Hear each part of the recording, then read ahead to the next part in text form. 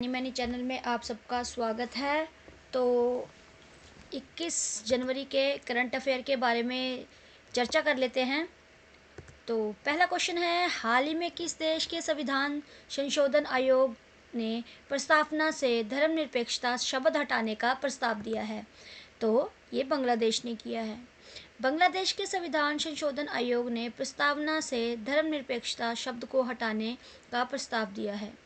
ये परिवर्तन देश की धार्मिक राजनीतिक धारा को मजबूती देने के उद्देश्य से किया जा रहा है। दूसरा क्वेश्चन है, केंद्रीय मंत्रिमंडल ने श्रीहरिकोटा स्थित इसरो के सतीश धवन अंतरिक्ष केंद्र में तीसरे लॉन्च पैड की मंजूरी दी है। तो ये आंध्र प्रदेश में है श्रीहरिकोटा। भारत सरकार ने श्रीहरिकोटा आंध्र प्रदेश स्थित इसरो के सतीश धवन अंतरिक्ष केंद्र में तीसरे लॉन्च पैड की स्थापना को मंजूरी दी है ताकि बढ़ते अंतरिक्ष मिशन की आवश्यकताओं को पूरा किया जा सके। तीसरा क्वेश्चन है, हाल ही में कौन भारत की पहली निजी कंपनी बन गई जिसके पास उपग्रह का अपना समूह है? तो ये पिक्सेल बनी है। पिक्सेल भारत की पहली निजी कंपनी बन गई है जिसके पास उपग्रहों की अपनी समूह है। ये भारत की निजी अंतरिक्ष क्षेत्र में एक महत्वपूर्ण उपलब्धि भी है। चौथा क्वेश्चन है, हाल ही में कौन सा देश दुनिया का तीसरा सबसे बड़ा स्टार्टअप इकोसिस्टम बन गया है? तो वह है हमारा प्रिय भारत। भारत हाल ही में दुनिया का तीसरा सबसे बड़ा स्टार्टअप इकोनॉमिस्ट बन गया है, जो सरकारी नीतियों और बड़े उपभोक्ता बाजारों द्वारा समर्थित अपने प्रगतिशील उद्यमिता वातावरण के कारण है। पांचवा क्वेश्चन है, पूर्व सेना प्रमुख वी.के. सिंह ने किस राज्य के 25वें राज्यपाल के रूप में शपथ ली है? तो ये सिक्किम राज्य है।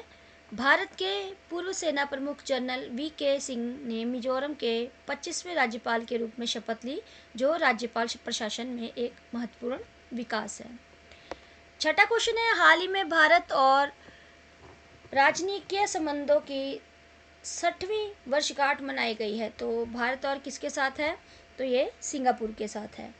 भारत और सिंगापुर ने अपने राजनीतिक संबंधों की 60वीं वर्षगांठ मनाई, जो व्यापार, रक्षा और संस्कृति के क्षेत्र में मजबूत संबंधों को दर्शाता है।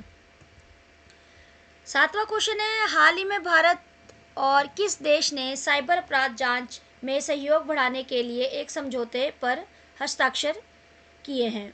तो अमेरिका।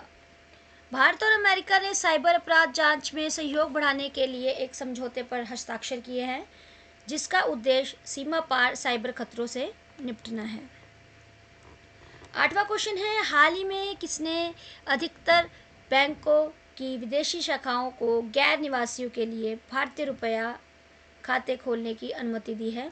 तो आरबीआई ने।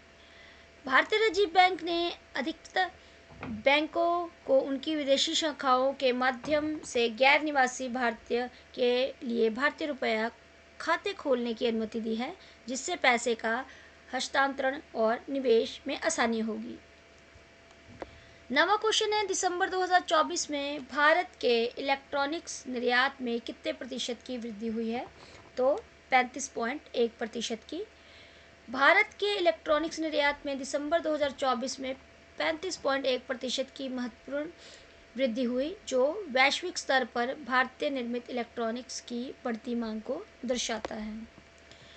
10वां क्वेश्चन है, हाल ही में किसके द्वारा संचार साथी ऐप लॉन्च किया गया है? तो ये संचार मंत्री ज्योतिरादित्य सिंधिया के द्वारा लॉन्च किया गया है। संचार मंत्री ज्योतिरादित्य सिंधिया ने हाल ही में संचार साथी ऐप लॉन्च किया, जिसका उद्देश्य लोगों को धोखाधड़ी कॉल्स और संदेशों का पता लगाने और उन्हें ब्लॉक करने में मदद करेगा। 11वां क्वेश्चन है, निम्नलिखित में से किस तारीख को राष्ट्रीय आपदा मोचन बल का स्थापना दिवस मनाया जाता है? तो 19 जनवरी को राष्ट्रीय आपदा मोचन बल एनडीआरएफ की स्थापना दिवस हर साल 19 जनवरी को मनाया जाता है, जो आपदा प्रबंधन और प्रतिक्रिया में बल की भूमिका को सम्मानित करता है।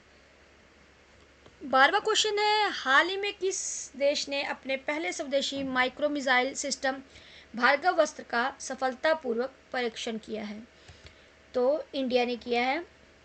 भारत ने हाल ही में अपने पहले स्वदेशी माइक्रो मिसाइल सिस्टम भार्गवस्त्र का सफल परीक्षण किया, जो देश की रक्षा क्षमताओं को मजबूत करता है।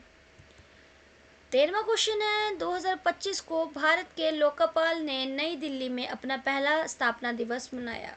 तो 16 जनवरी को भारत के लोकपाल ने 16 जनवरी 2025 को अपना पहला स्थापना दिवस मनाया, जो शासन में पारदर्शिता और जवाबदेही सुनिश्चित करने की दिशा में अपनी भूमिका की शुरुआत है। 14वां क्वेश्चन है, हाल ही में किस देश ने 1 जनवरी 2025 से स्मगलिंग विवाह को वैध कर दिया है? तो लिंचेस्टाइन ने 1 जनवरी 2025 से स्मगलिंग विवाह को वैध कर दिया है, जिसमें स्मगलिंग जोड़ों को विवाह करने और कानूनी अधिकारों प्राप्त करने की अनुमति मिली है।